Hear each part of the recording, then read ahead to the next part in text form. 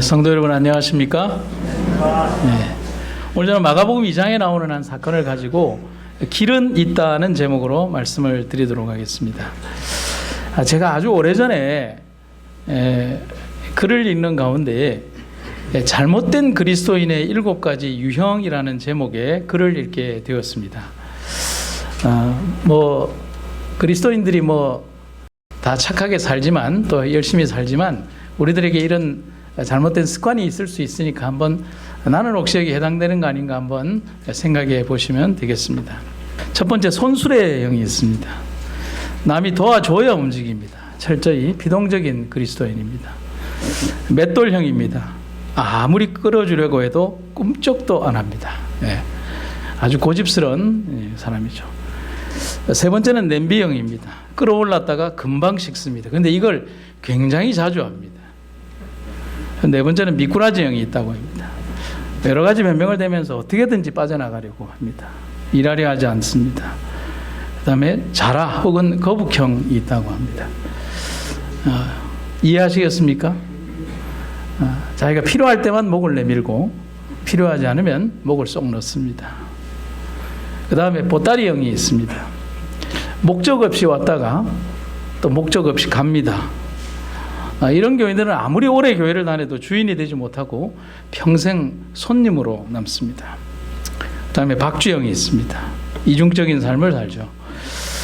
겉과 속이 다른 삶을 삽니다. 세상을 더 사랑하며 살고 남들에게는 내가 믿음이 좋은 것처럼 보여지기를 원하는 그런 삶을 삽니다. 좀 비약적인 비유도 있겠지만은 이 7가지 유형에서 이 7가지 유형을 지적한 한 칼럼니스트의 이야기는 우리가 조금 생각해 보아야 되는 문제라고 생각을 합니다. 여러분, 우리는 성실한 그리스도인으로 남고 어떤 환경에서도 하나님의 믿음을 전파하고 또 주님께 충성하는 종들이 되시기를 간절히 바랍니다. 그리고 우리 모습 속에 이런 잘못된 모습이 있는 것은 아닌지를 한번 점검하고 생각해 봅시다. 모든 그리스도인들이 다 꿈꿔요. 그리고 저에게 얘기하고 또 여러분들도 얘기합니다. 우리 교회는 아름다웠으면 좋겠다. 우리 교회는 성도들은 행복했으면 좋겠다. 우리 교회는 사랑이 넘쳤으면 좋겠고, 우리 교회는 봉사심이 뛰어나고, 우리 교회는 참여만 해도 은혜가 넘치는 그런 교회가 되었으면 좋겠습니다. 여러분, 그런 교회를 원하십니까? 대답이 적네요. 그런 교회 원하십니까? 그럼 먼저 그런 교인이 되십시오. 저는 이런 말씀을 드리고 싶습니다. 그리스도인들은 희생하며 살아야 합니다. 열심을 내며 살아야 하고 뒷방에 앉아서 말쟁이로 살아서는 안 됩니다. 예수님은 말씀하지 않고 행동하셨죠. 초대교회는 그렇게 주님 뜻을 따랐기 때문에 오순절 성령을 폭포처럼 체험할 수 있었습니다. 그런 교회를 위하고 또 그렇게 만들어가는 여러분과 제가 되기를 간절히 바랍니다. 길을 걸어가다 보면 막다른 골목을 만날 때가 있습니다. 단순히 길이라면 돌아가면 되고 약간의 실망감과 수고가 더해지면 되지만 인생길에서 막다른 길을 만난다면 그것은 단순한 감정 이상의 두려움과 허탈감 그리고 극복하기 어려울 것 같은 고통을 안겨주게 됩니다. 그래서 이 막다른 길이라는 영어식 표현이 참 무시무시합니다.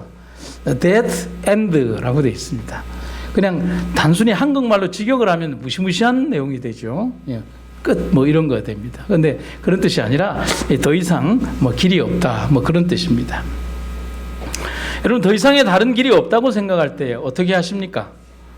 그냥 포기하고 주저앉아 버립니까?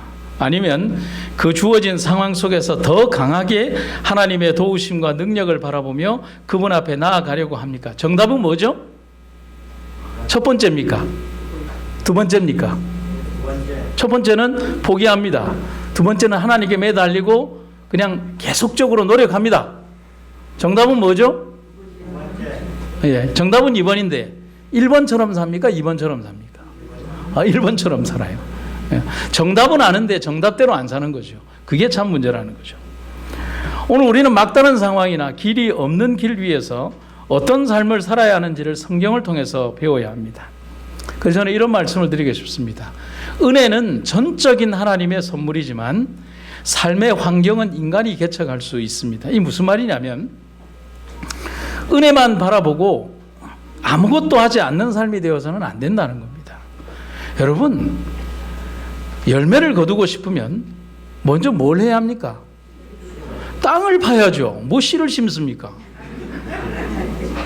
땅을 파야죠. 그 다음에 뭐 해야 돼요? 비료를 뿌려서 섞어야죠. 그 다음에요, 씨를 심어야죠. 그 다음에요, 물을 주고요. 그 다음에는요, 풀을 뽑아야죠. 그런데 우리는 어떤 생각을 하냐면, 이 심겨지는 씨까지 제비가 날라와서 심어주기를 바라는 거예요. 흥분의 제비처럼 말입니다. 여러분, 오늘 우리들의 삶에서 그런 신앙과 삶에 하나님은 축복하지 않으십니다.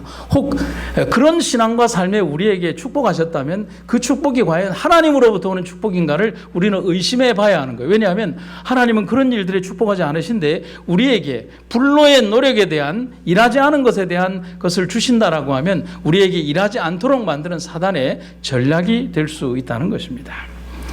오늘 본문의 말씀을 한번 보겠습니다. 마가복음 2장 2절부터 4절에 있는 말씀. 많은 사람이 모여서 문 앞까지도 들어설 자리가 없게 되었는데 예수께서 그들에게 도를 말씀하시더니 사람들이 한 중풍병자를 4사람에게 메워가지고 예수께로 올세 무리들 때문에 예수께 데려갈 수 없으므로 그 계신 곳에 지붕을 뜯어 구멍을 내고 중풍병자가 누운 상을 달아내리니. 오늘 본문의 배경이 되는 이 마가복음 2장의 장면은 고침받기 원하는 중풍병자를 예수님 앞으로 데리고 왔지만 이미 가득 찬 집 안팎의 군중 때문에 갈 수가 없는 장면이 이 저변에 깔려 있습니다. 그럼 다들 그런 입장이면 어떻게 할까요? 아까 말씀드린 것처럼 길이 없어요. 어떻게 해야 할까요? 여기에는 여러 가지 판단과 결정이 나올 수 있습니다. 무작정 기다리거나, 일반적인 정답이 2가지죠. 무작정 기다리거나 아니면 포기하고 돌아가거나, 이 2가지밖에 없잖아요. 하지만 오늘 중풍병자와 함께 등장한 4명의 사람, 예언의 시내는 이 4명의 사람에 대해서 친구라는 표현을 쓰고 있어요. 이 4명의 친구는 전혀 다른 제3의 선택을 하고 있다는 것이죠. 항상 성경은 우리에게 1과 2의 선택, 흔히 우리가 생각할 수 있는 인간적인 선택의 그 2가지 선택 이외에 홍해가 갈라지는 제3의 선택처럼 또 다른 제3의 선택인 이 지붕을 뜯어내는 선택을 하는 이 믿음의 행동들을 보여주고 있는 것입니다. 오늘 설교 말씀처럼 길이 없다면 그들은 길을 만드는 것입니다.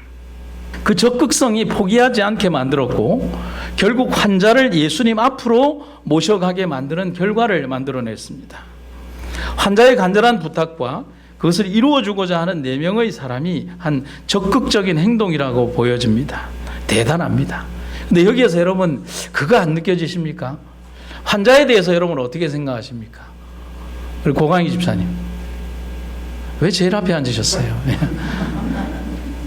환자가 좀 어떤 것 같아요? 환자가 대단하다. 어떻게 대단해요? 아픔 참고 예수님 만나러. 에이, 그런 뭐 고상한 대답을 원하는 게 아니죠. 집사님 따라해 보십시오. 참 염치 없다. 염치. 그렇지 않나요? 여러분, 환자가 염치 있어 보여요? 염치 없어 보여요? 여러분, 예언의 신을 보면요, 나중에 이 장면에 대해서 나오는데 지붕을 뜯으라는 요구를 누가 하느냐 하면 4명의 친구들이 하는 게 아니라 환자가 요구합니다. 누워가지고 지는 아무것도 안 하면서 지붕 좀 뜯어주세요 라고 하는 거예요. 여러분, 염치 있어요 없어요? 없죠. 그런데 그 4명이 보여준 그 염치 없는 환자의 부탁에 대하여 그 4명이 보여준 포기하지 않는 정신과 주님에 대한 전적인 믿음을 보고 우리의 신앙을 한번 점검해 볼 수가 있습니다. 어떤 상황에서도 포기하지 않는 그들의 믿음과 또한 그들의 무모한 행동에 대하여 그들을 대하시는 주님의 모습에 대해서도 생각해 보는 거죠.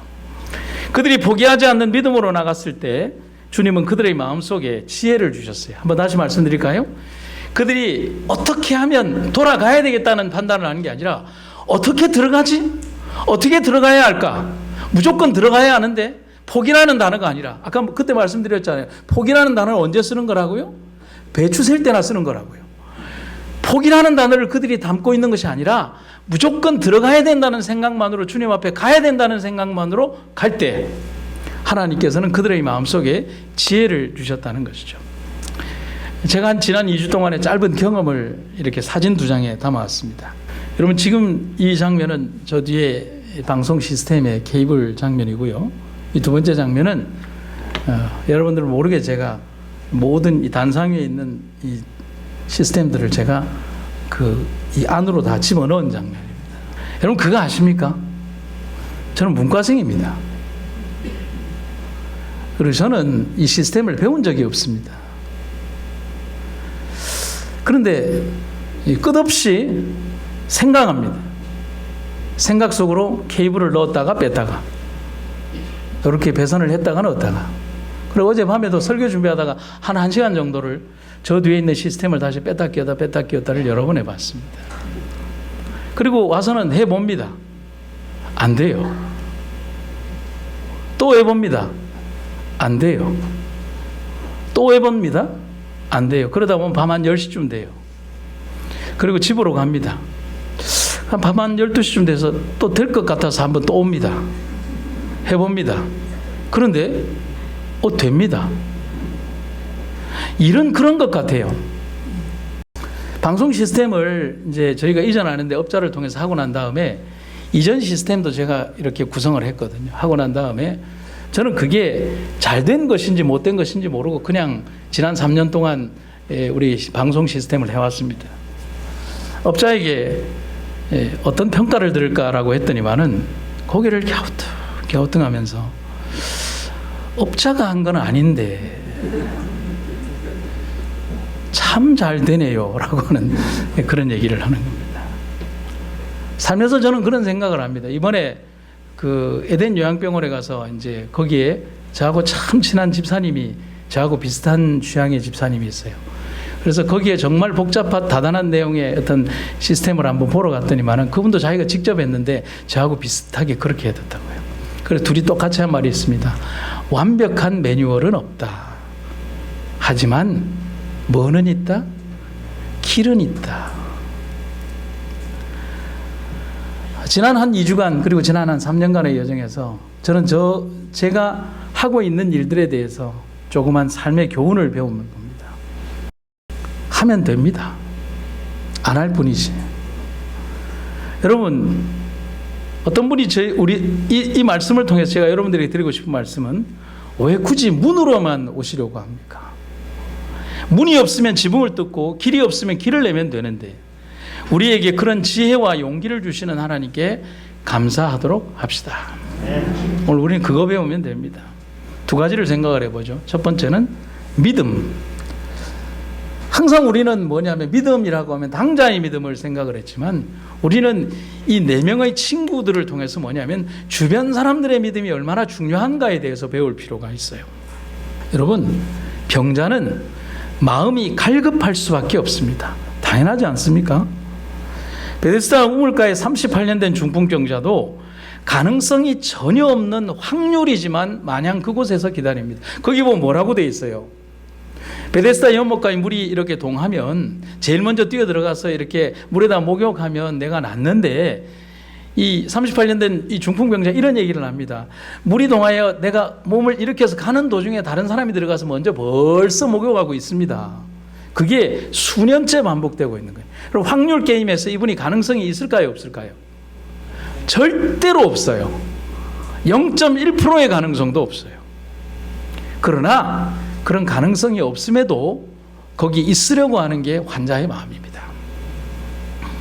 그와는 상반되게 주변 사람들은 환자 때문에 지쳐갑니다. 이것도 일반적이죠. 왜냐하면 환자만큼 절박하지 않기 때문에 주변 사람들은 지쳐가요. 그리고 환자의 시간과 주변 사람의 시간은 다르게 흘러요. 환자는 그의 삶이 아픈 시간부터 삶의 시간이 멈추지만 주변 사람들의 시간은 계속 흘러가거든요. 그래서 여러분, 환자를 대하는 마음의 모습에서 그 사람의 시간과 내 시간이 같다라고 생각하면 여러분 상처받습니다. 삶의 질병이 다가오고 그게 중병으로 다가온 시간부터 그 사람의 삶의 시간은 멈추어 버린 거예요. 그리고 항상 끊어졌던 그 시간 속으로 다시 돌아갈 수 있는 날을 고대하며 끊임없이 노력하는 거예요.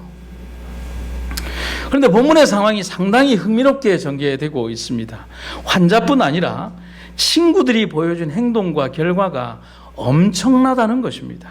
이 장면을 우리 영감의 글로 한번 이렇게 보도록 하겠습니다. 친구들은 희망이 없는 그를 데리고 그들이 알고 있는 예수님 계신 곳으로 갔다. 그러나 수많은 군중이 예수님 계신 건물을 빽빽히 둘러싸고 있었으므로 그들에게는 기회가 주어지지 않았고 문으로 들어갈 수조차 없었다. 그들은 어떻게 해야 되었을까? 중풍병자는 지붕을 뚫고 기와를 벗기고 자기를 지붕을 통해서 내려보내달라고 제안했다. 아주 구체적으로 제안을 했죠. 여러분, 우리가 영감의 글을 읽어봐야 되는 이유 중에 하나는 우리가 성경에서 느낄 수 없는 더 절묘한 묘사들이 여기에 있는 거예요. 참 이 영감의 글을 보면서 감동받기 전에 참 염치 없다는 것을 다시 한번 느끼게 되는 것이죠. 누운 상태에서 그래 끙끙거리고 그 더운 날 이렇게 자기를 메고 온 친구들에게 절대로 할 수 없는 그 일인데, 야 너희들 나를 옥상으로 데리고 가서 지붕을 뚫고 기와를 벗겨서 좀 날 내려다고. 여러분, 이게 이렇게 말할 수 있는 게 쉬운 게 절대로 아닙니다. 두 번째 글을 한번 보시죠. 가난과 질고 가운데 있던 중풍병자가 구주께 들려왔을 때 처지는 너무나 위급하여 한순간의 지체도 허용될 수 없는 것처럼 보였는데 이미 신체에는 와해 작용이 진행 중이었다. 이 와해라는 말이 뭐냐면 기와장을 깬다는 거예요. 원래 이 토기를 만들 때 기와장이 하나의 원형으로 나오면 그것을 4등분 하는데 그 4등분으로 나눌 때 이 와해라는 표현을 씁니다. 몸이 그렇게 쪼개지는 느낌이었다는 거죠. 죽기 직전이었다는 거죠. 그를 데려온 이들이 직접 그리스도의 종전으로 나아갈 수 없음을 보았을 때 그들은 즉시로 지붕을 뜯고 중풍병자가 눕혀진 병상을 그 아래로 달아내렸다. 아까 읽었던 문장과 이 두 문장을 같이 연결해 보면 이 문장이 완성되는 거죠. 장면이 완성되는 것을 보게 됩니다. 여러분, 이 장면을 통해서 우리가 무엇을 느끼십니까? 믿음은 당사자뿐 아니라 주변의 믿음도 참 중요하다는 것입니다. 주변의 상황이 믿음과 적극성으로 흐를 때 환자는 더욱 확신을 갖고 더욱 간절히 믿음으로 간구할 수 있는 것입니다. 여러분, 제가 지난 6년 동안 대구의 한 교회에서 뉴스타트 활동을 할 때 암 환우들 중에 상당수 많은, 거기 오는 대부분의 환우들이 여자분들이거든요. 그분들의 제일의 꿈과 희망이 뭔 줄 아십니까? 어떤 얘기를 거의 한 80, 90%의 그 암 환자들이 저에게 하는 줄 아십니까? 내 남편이 나와 함께 이 자리에 와줬으면이라고 하는 말이에요.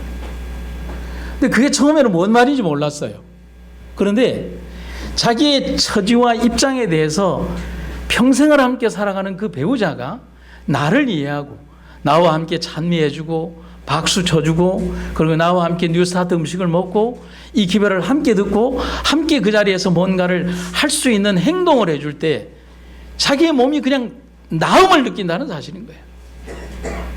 그런데 참 많은 사람들이 그렇게 하지 않는 걸 봤어요. 그래서 어느 날 어떤 암환우의 남편이 교회로 오셨는데 나는 죽어도 교회 안으로 안 들어가겠다는 거예요. 근데 아내는 눈물을 달기똥같이 눈물을 툭툭툭 흘리는 중증 이 말기 암 환자의 여자분이 이 머리에 가발을 쓰고 들어와서 안에서 막 하는데 남편은 밖에서 그냥 있는, 얼마나 속이 상하겠어요. 눈물을 툭툭 흘리고 있는데. 그래서 제가 그분을 데리고서 안으로 어떻게 들어왔는지 아십니까? 이렇게 얘기를 했어요. 여러분, 오해는 하지 마십시오. 대화의 어떤 표현이었어요. 선생님, 나는 기독교 신자지만 말기 암 환자로 죽어가는 내 아내가 목탁 앞에서 위로를 받겠다 그러면 나는 부처는 믿지 않아도 그 옆에 서 있기는 하겠습니다. 당신은 뭡니까? 라고 했어요. 혼을 냈어요. 그랬더니만 그분이 뭔가 큰 이 망치로 머리를 한 대 맞은 것처럼 하더면 아, 그렇네요. 그렇네요. 그러면서 담배 피고 싶으시면 나가서 피세요. 마당 가서 피고 들어오세요. 그리고 아내와 함께 노래 불러주세요. 당신의 믿음이 당신의 기대가 얼마나 중요한지 여러분 모르십니까? 여러분, 그래서 야고보 선지자는 주변의 기도가 얼마나 큰 영향력을 행사하는가를 말해주고 있습니다. 야고보 5장 14절과 15절에요. 너희 중에 병든 자가 있느냐? 여러분, 다른 색 글씨를 한번 보세요. 그는 교회의 장로들을 청할 것이요. 장로라고 구분하실 필요는 없습니다. 그러니까 그는 청할 것이요. 그리고 그들은 주의 이름으로 기름을 바르며 그를 위하여 기도할지니라. 믿음의 기도는 병든 자를 구원하리니 주께서 그를 일으키시리라. 혹시 죄를 범하였을지라도 사심을 얻으리라. 그리고 나사로의 이야기를 통해서도 우리는 매우 중요한 교훈을 함께 볼 수가 있습니다. 마르다가 이르되 마지막 날 부활 때에는 다시 살아날 줄을 내가 아나이다. 예수께 이르시되 나는 부활이요 생명이니 나를 믿는 자는 죽어도 살겠고 무릇 살아서 나를 믿는 자는 영원히 죽지 아니하리니 이것을 네가 마르다 네가 믿느냐? 예수님이 지금 죽은 자에게 질문합니까? 아니요, 산 자에게 하는 질문이에요. 여러분, 나사로의 죽음 앞에서 예수님은 그의 가족들이 가진 믿음에 대해서 질문하고 계십니다. 여러분, 장례식은 죽은 자를 위로하는 게 아니에요. 산 자를 위로하는 거예요. 죽은 자를 위한 예배가 아니라 산 자를 위한 예배입니다. 착각하시면 안 돼요. 나사로에게 하는 질문이 아니죠. 과연 그들이 부활과 영생 그리고 생명의 주님을 믿느냐고. 잠든 나사로는 당연히 부활하겠지만 그들 주변인들은 그것을 믿느냐고 묻는 것입니다. 여러분, 목사로서 참 많은 장례 예배를 드리다 보면 이런 장면을 참 많이 목도하게 됩니다. 어렵게 시간을 내어서 장례 예배를 드려달라고 하면 정말 교우님들, 바쁘신 분들, 그리고 여러 가지 이 교우님들의 바쁜 와중에도 함께 참여해서 예배를 드리는데 유족의 상당수 여러 사람들이 바깥에 가서 들어오지를 않습니다. 왜 안 들어오냐라고 얘기를 하면 예배 드리세요라고 합니다. 그냥 우리 아버지 위해서 예배 드리세요라고 합니다. 여러분, 우리가 그 죽은 자를 위하여 예배 드립니까? 아니잖아요. 산 자를 위하여 예배하는 것입니다. 여러분, 주님은 항상 미래에 있을 일도 현재의 믿음으로 대답하기를 원하십니다. 주님은 미래에 주실 축복이지만 현재 우리에게서 지금의 믿음으로 대답하기를 원하십니다. 우리도 그 질문에 대하여 함께 아멘으로 답하는 믿음의 백성들이 되기를 간절히 바랍니다. 아멘. 여러분, 이 4명의 친구들처럼 나에게는 저렇게 나를 주님에게로 데려다줄 멋진 4명의 믿음의 동력자들이 있으십니까? 한번 손 한번 들어보세요. 나를 저렇게 데려다줄 믿음의 동력자들이 있다. 여러분, 이런 믿음이 안 됩니까? 여러분, 여기에 계신 모든 분들이 다 그렇게 하실 거 아닙니까? 아멘 아닙니까? 아멘. 여러분, 그렇게 하기 때문에 우리가 같은 예배당에서 예배 드리는 거잖아요. 코로나 걸릴지도 모르는데.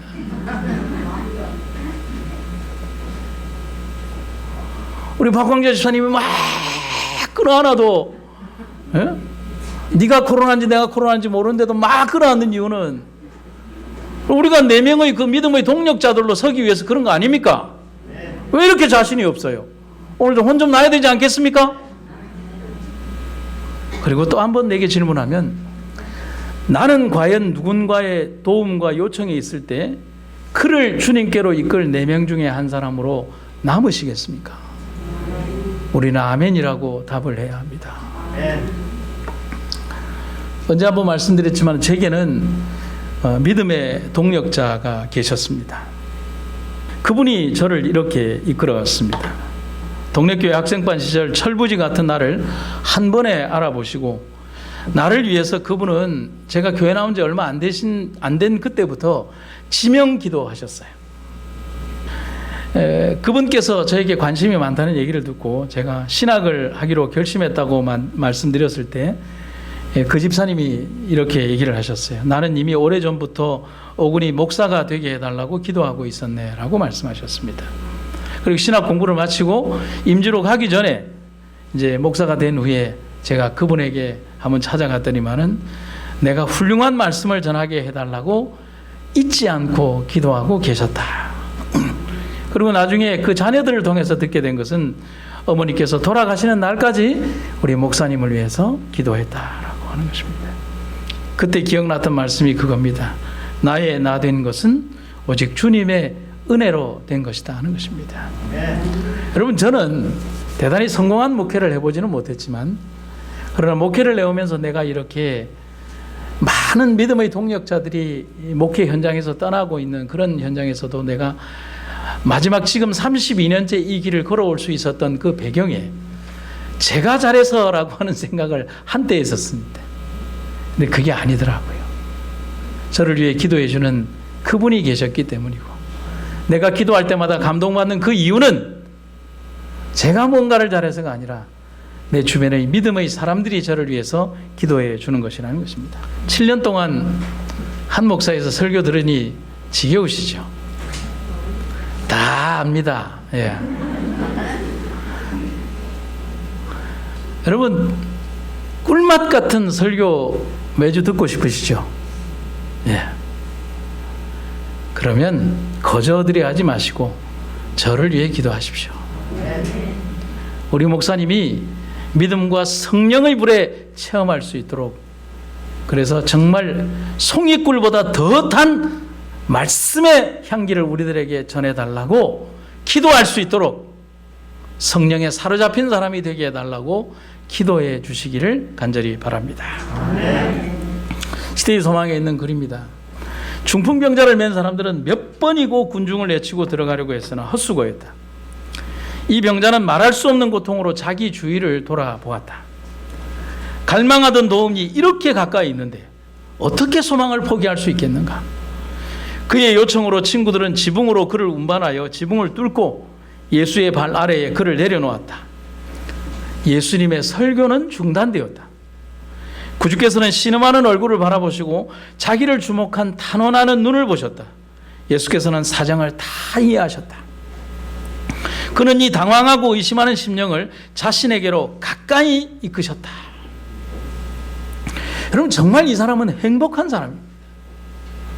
그를 위하여 그와 똑같은 마음이 되어서 그만큼 절실한 마음으로 그의 치유를 위하여 함께 이런 무지막지한 행동을 해준 4명 주변인의 믿음은 위대했습니다. 여러분, 우리에게도 이런 믿음이 필요하지 않습니까? 도울 수 있고 나누어 줄 수 있는 형제 같은 믿음, 공유하는 믿음, 그런 믿음의 사람, 주변인들이 됩시다. 예수님께서 이 병자를 고쳐준 직접적 동기가 있습니다. 그럼 그게 뭐라고 아십니까? 그럼 어떻게 아십니까?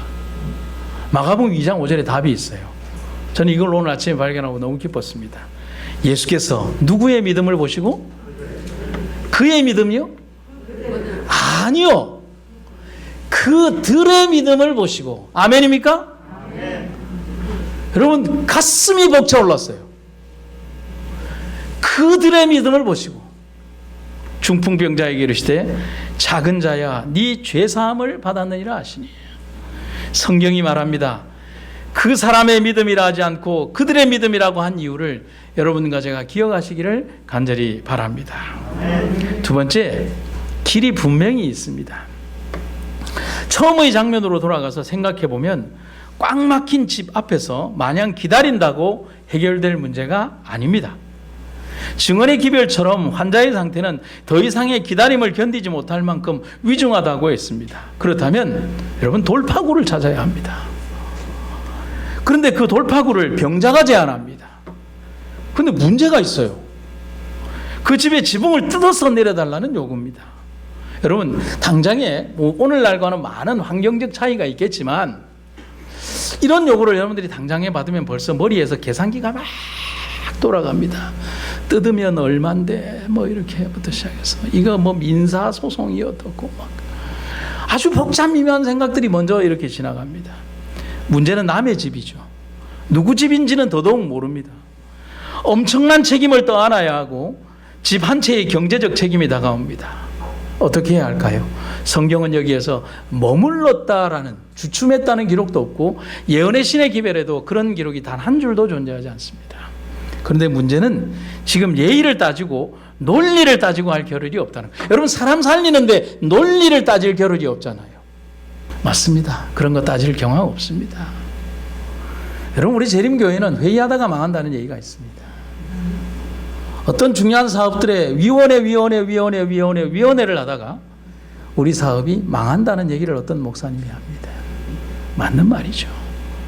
행정과 개통과 체계는 있어야 하나 정말 살려야 하는 기별에 우리는 그러한 개통 속에 사로잡힌 그런 거미줄에 걸려든 어떤 그런 사람과 같다는 것입니다. 제 옛날 얘기를 한번 할까요? 제가 시골에서 목회할 때 신실한 원로 집사님의 아들 가운데 대근이라는 분이 있었습니다.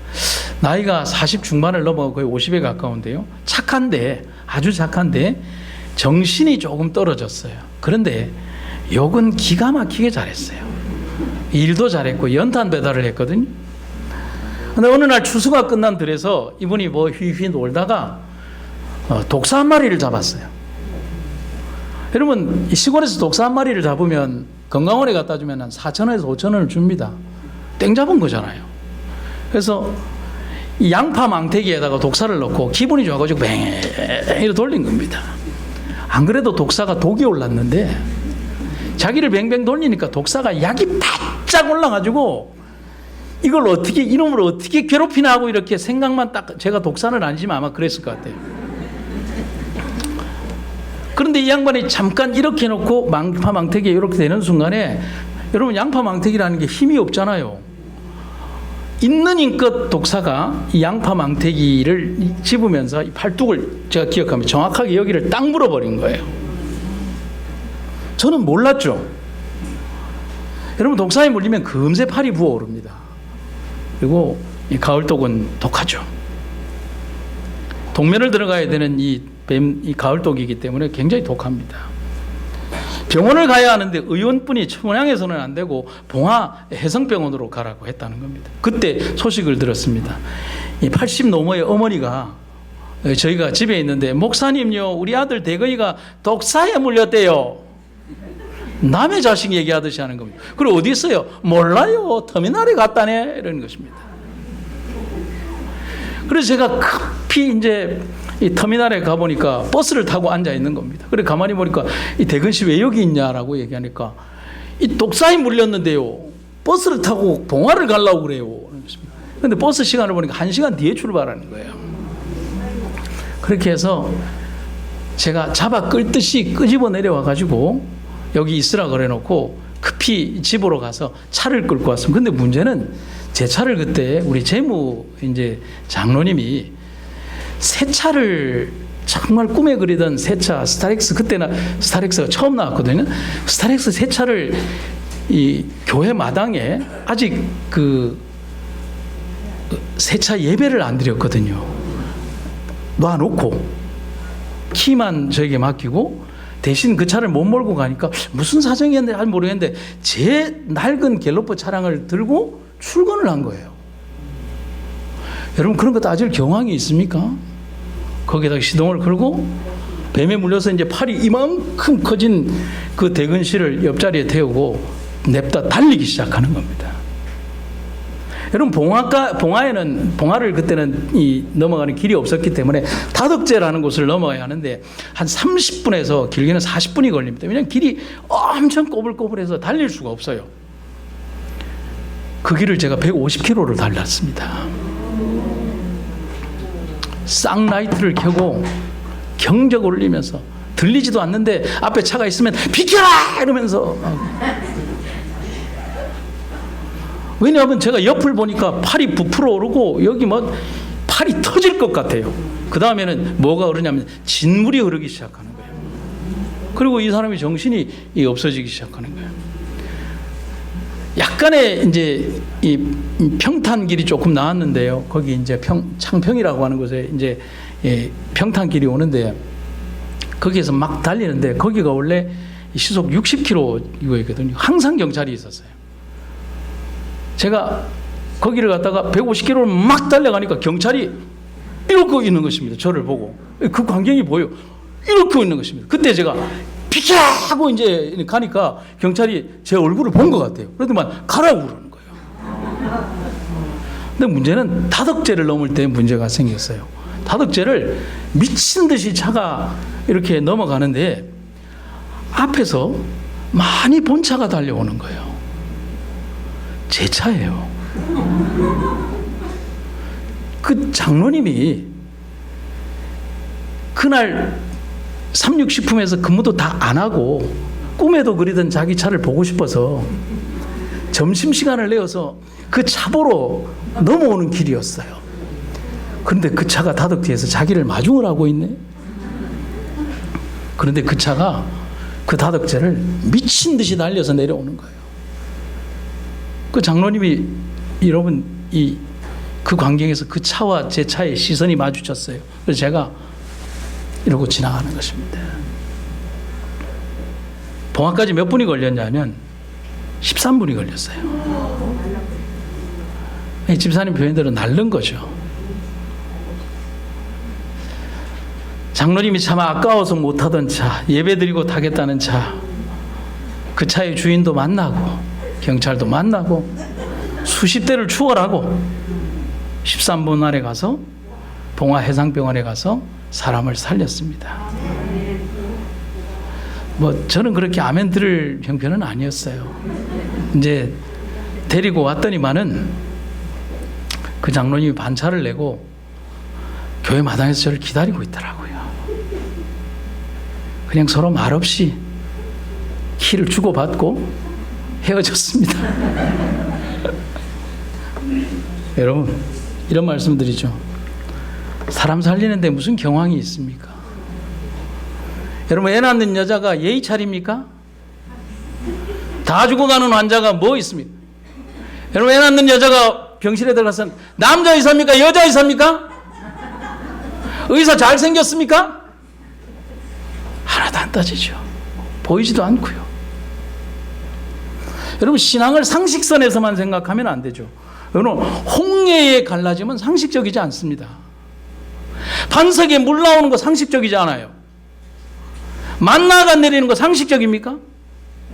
삼손이 당나귀 턱뼈로 3,000명 때려 죽이는 거 상식적입니까? 다윗의 물매로 거대한 3m 거인 죽이는 거 상식적입니까? 창조의 이야기는 하나도 상식적인 거 없습니다. 정답은 믿음밖에 없습니다. 네 명의 친구는 가장 적극적인 모습으로 움직입니다. 예측할 수 없는 책임을 떠안고 움직입니다. 과연 예수님이 이 무례한 행동을 받아주실지 안 할지 모르는 그런 상황입니다. 엄히 말하면 사람들이 제일 싫어하는 새치기를 하고 있습니다. 윤리적이지도 않아요. 번호표 무시한 겁니다. 그들의 이런 돌발적인 행동은 예수님의 감동적인 설교마저도 중단시켰습니다. 근데 예수님의 설교는 중단되었지만 예수님은 그들이 내려오는 그 순간부터 전혀 새로운 설교를 시작하신 겁니다. 주님은 이 시간 오히려 기뻐하셨습니다. 예수님은 그리스도인들이 그들의 주변 상황에 포지하지 않고 달려오는 백성을 기뻐하십니다. 몇 가지를 짧게 한번 생각을 해볼까요? 주님을 찾아야 할 때 좋은 상황이 올 때까지 기다리지 말라. 즉시 찾으라. 그리고 모습에 구애받지 말라. 그 모습 그대로 받아주신다. 그분을 찾아갈 때 우리는 분명히 응답을 받을 것이다. 절대로 하나님은 우리를 빈손으로 돌려보내지 않으신다. 인간적인 생각이나 판단으로 따진다면 절대 할 수 없고 다가갈 수 없던 그곳을 믿음으로 가게 됩니다. 여러분, 모세와 백성들이 하늘을 바라보며 탄원했을 때 하나님은 홍해를 갈라 그들 앞에 길을 열어주었습니다. 여호수아와 백성들이 여리고를 돌았을 때 굳건한 성벽은 무너지고 성문은 능력 앞에 문을 열었습니다. 엘리야의 충성과 믿음은 하늘을 향할 길을 불병거를 타고 올라가게 만들었습니다. 가난하고 연약한 자를 사랑한 네 사람은 믿음으로 길을 내었고 그 믿음으로 고침받게 했습니다. 중풍병자는 육신의 병을 고쳤고 내 친구들은 영적인 질병을 고쳤습니다. 여러분, 새로운 길이 열린 겁니다. 우리도 그런 새로운 길을 걸어가는 여러분과 제가 되기를 간절히 바랍니다. 여러분, 제가 말씀을 마치면서 이 설교에 맞는 내용의 어떤 이야기를 찾다가 한 편의 시를 발견하게 되었습니다. 참고로 제가 쓴 시는 아닙니다. 제목은 길이 없으면 길을 만들라는 기가 막힌 제목의 시가 있었습니다. 그런데 전편의 내용 중에 조금 불필요한 내용은 잘라내고 제가 오늘 설교에 필요한 내용으로 조금 줄여서 여러분들에게 보여드리도록 하겠습니다. 길이 없으면 길을 만들라. 언제부터 길이 따로 있었던가? 참고 따러 가거나 멧돼지 잡으러 가거나 서늘한 방구들 때울 땔감을 구하거나 깔비를 훑거나 산삼 캐러 가다 생겨난 길이 아니더냐. 그러니 길이 없으면 길을 만들어라. 처음 내디딜 때 마르지 않은 이슬이 바지를 적시고 신랄 같은 빗줄기 잡고 악착같이 살아가는 땅으로만 기고 있던 들풀들이 발목에 채이고 간혹 날새운 거친 가시들이 그대 가슴에 파고들더라도 하루 이틀 그렇게 세월의 발자국 새기다 보면 마음 간 걸음만큼 그들은 길을 내어줄 것이다. 들이나 산에 조금만 다가가기만 하면 나뭇잎과 풀잎들이 예행 연습을 완전 무결하게 마친 모습으로 감동적으로 하늘거리고 싸르르 싸르르 노래 부르는 것이 바로 그 산증거라는 것을 아는 사람은 다 안다. 그러니 그대여 길이 없다고 탓하지 말라. 길은 처음부터 있었던 것이 아니다. 애초부터 일렬종대로 서서 기다리는 것이 아니다. 길은 새학시처럼 얼굴에 연분홍빛이 니고 누군가 마음으로 다가와 자신의 가슴에 잊어지지 않을 자국 하나 좀 새겨줄 것을 이미 그대가 기억하기 한참 전부터 기다리고 있을 것이니 그대여 용기 내어 첫 발을 길 아닌 길 위에 얹어보라. 그 순간 도저히 믿기지 않을 정도로 살아온 내용만큼의 길이 만들어질지니 그러니 그대여 길이 없으면 길을 만들자. 우리가 살아갈 삶에 얼마나 많은 막다른 길이 있을까요? 우리의 교회는 안 그럴까요?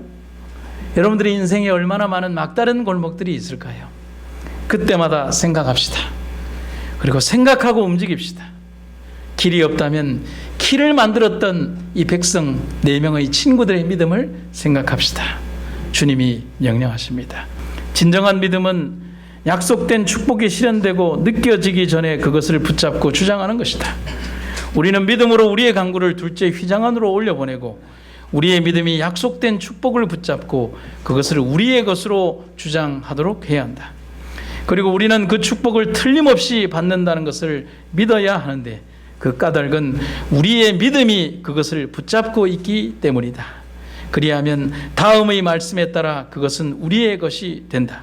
무엇이든지 기도하고 구하는 것은 받은 줄로 믿으라. 그리하면 너희에게 그대로 되리라. 아멘. 하나님 아버지, 우리의 살아가는 길에는 수없이 많은 우리가 생각하지 못한 막다른 길들이 있고 우리가 넘지 못할 험난한 협곡들이 있습니다. 그때 우리 주님께서 우리에게 하시는 말씀, 걱정하지 말아라. 내가 너와 함께 할 것이다. 바다가 있다면 열어줄 것이고 산이 있다면 떠서 바다에 던져버릴 것이다 라고 말씀하신 하나님의 귀하고 아름다운 그 말씀을 잊지 않게 하여 주시옵소서. 삶의 질곡과 어려움들이 때로는 질병과 아픔이 사건과 사고가 우리 앞에 있을 수 있지만 우리 절망하지 않게 하시고 오로지 믿음을 가지고 하나님 붙드는 우리의 삶이 되게 하여 주시옵소서. 더 많이 사랑하고 더 많이 이해하고 더 많이 서로 기도해 주며 하나님 사업에 사단이 우리의 생각과 마음을 지배하지 않도록 하나님 간절한 모습으로 살아가게 하여 주시옵소서.